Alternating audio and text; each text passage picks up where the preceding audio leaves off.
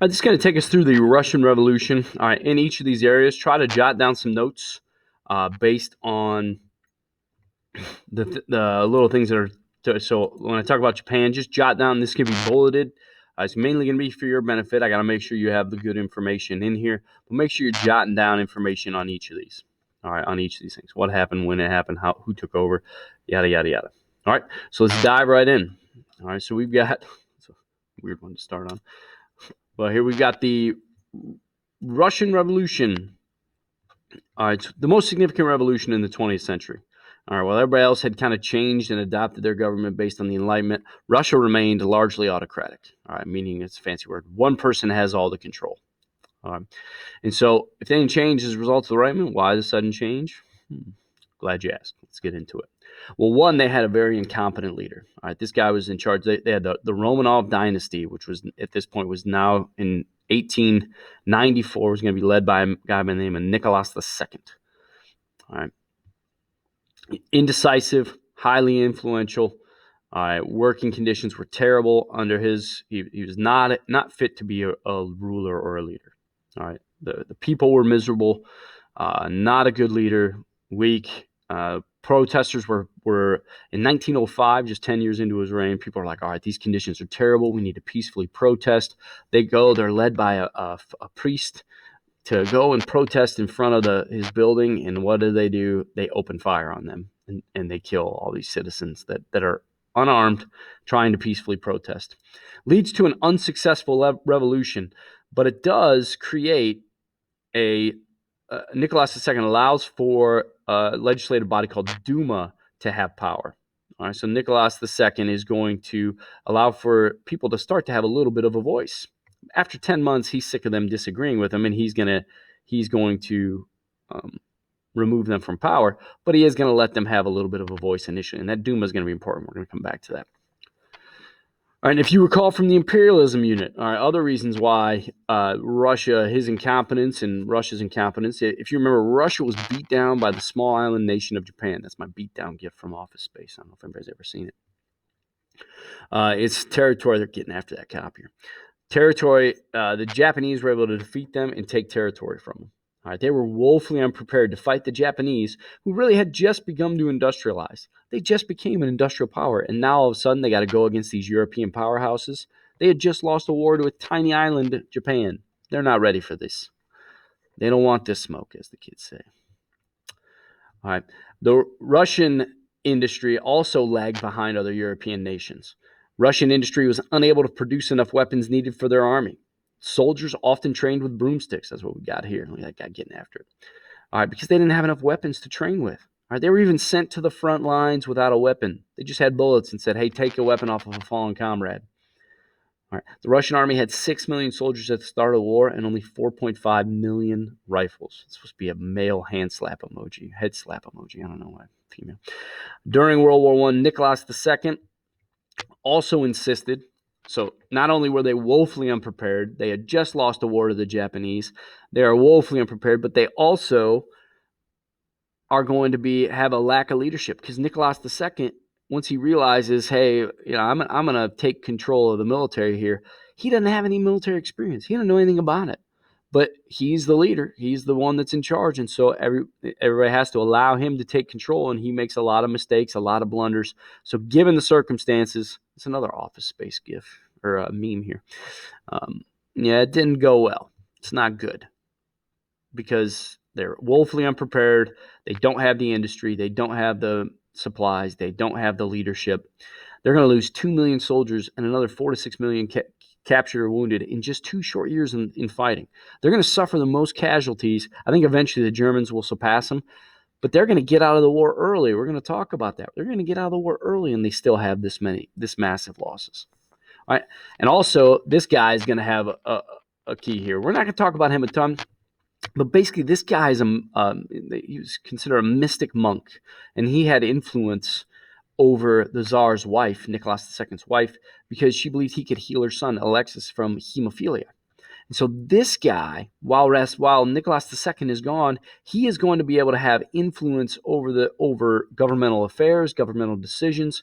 This kind of like weirdo dude is gonna be the one that's gonna be in charge of making changes, putting people into power, influencing decisions made by Alexandra, etc. Oftentimes, it would even contradict what the Tsar wished. And this really just proved Nicholas II's weakness. All right, so this character Rasputin is going to be lead to the downfall of the Tsar. All right, and they actually try to assassinate him, try to kill him. It's a really interesting story. There might be something to his mystic power. They tried poisoning him, they tried stabbing him, they tried shooting him, they drowned him. I mean, this guy wouldn't die for a little while, but they do eventually kill him. But they try to, just because he was so influential, and the people it was just magnified the Tsar's weakness. All right. So with all those weaknesses, with all those things going on, the poor leadership, the lack of leadership, they tried a revolution earlier, it didn't work, the poor performance in World War I, and not to mention, we haven't even talked about what's going on back in Mother Russia.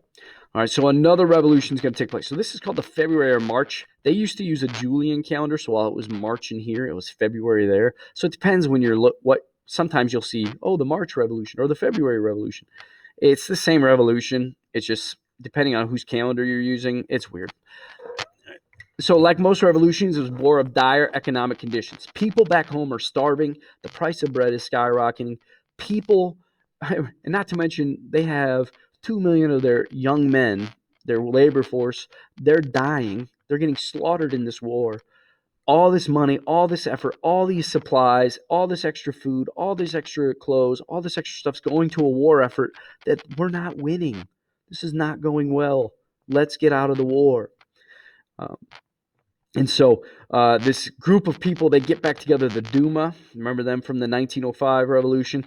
They reassemble and they get together and they're able to convince the Tsar to step down, to abdicate his power, to give up his power. So a revolution takes place where basically they're able to have a drastic change. That's all a revolution is, in government. All right. And so who's going to take over next? Well, the Duma, that group of officials, they are divided into two groups, the provisional government and the Soviets. This provisional government is going to take charge. They make a huge mistake. All right. They make a huge mistake. A little Arrested Development gift there. I don't know if anybody watches that. They decide to stay in World War I to preserve Russian honor. That's a huge mistake. People are miserable by that. The Russians continue to die. Effort, money, resources keep going. Food keep going to fight in this war effort, while the poor peasants, they don't have land, they don't have food. All right, they are ready for a change.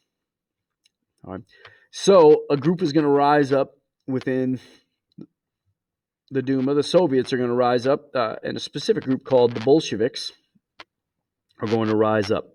And they're mainly made up of communists and socialists. But they're going to basically, and once again, a communist, if you don't remember what that is, that's where the basic economic questions are answered by the government.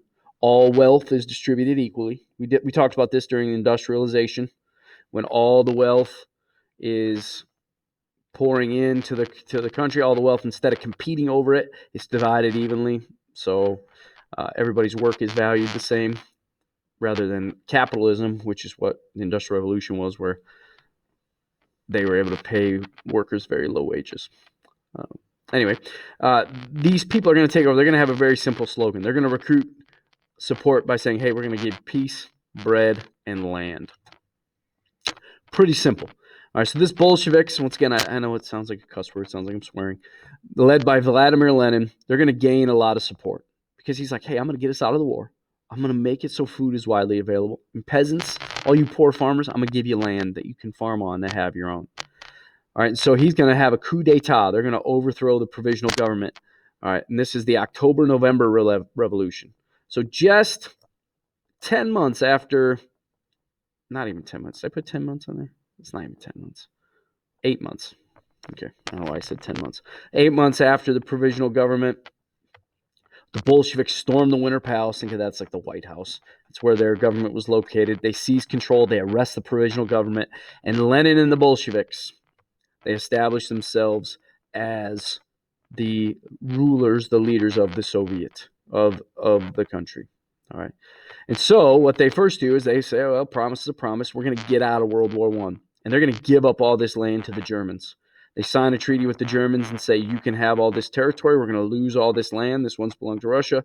You cannot have all this territory. We are going to give it up. So it's a humiliating loss of land. They signed the Treaty of Brest-Litovsk in 1918.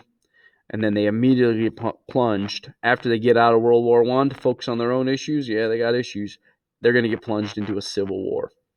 The Civil War is going to be split into two sides. It's going to be split into the communist side, the Red Army, led by this guy. He looks nuts. Leon Trotsky. We're going to come back to him. He's actually going to try, once Lenin dies, try to take over, but he'll get assassinated by Joseph Stalin. And the White Army. Basically, that's everyone else. All right, so when you're writing this down, you have two sides of the Civil War. You got the Red Army versus the White Army. The White Army is people that wanted the Tsar back in power, people that wanted a constitutional monarchy, people that wanted democracy, allies from the war that wanted to see the old regime in place. They didn't want to see this new radical government in charge. All right, but the communists are gonna whoop them. All right, the Red Army is well disciplined, well organized. In communism, all of the industry is controlled by the government, so they're able to take control of the banks, the industry, the food, and they're able to. They also had a common goal. The other side, it's like, do you want to have the Tsar in charge? You want democracy? You want a constitutional monarchy? You want things back the way they were? They didn't really have a common goal. The communists did, and so, regardless, the Civil War allows for the creation of the first communist state, the Union of Soviet Socialist Republic. All right, sometimes I'll refer to it as the USSR because that's what its name is. A lot of times it's called the Soviet Union for short, but it's the same thing. All right, and this is the first communist state that is created now off of the ideas of Marx and Engels that we learned about way back in the day. The symbol is a hammer for the industrial workers and a sickle for the farmers. All right, and so this is going to be the first communist state that will be created and it's going to be hugely influential, and it's going to play a huge role, and not only in World War II, but also post-war, where they're going to become our enemy, basically for the next 45, 50 years after that. All right, but this is hugely significant, a huge revolution that is going to change world history.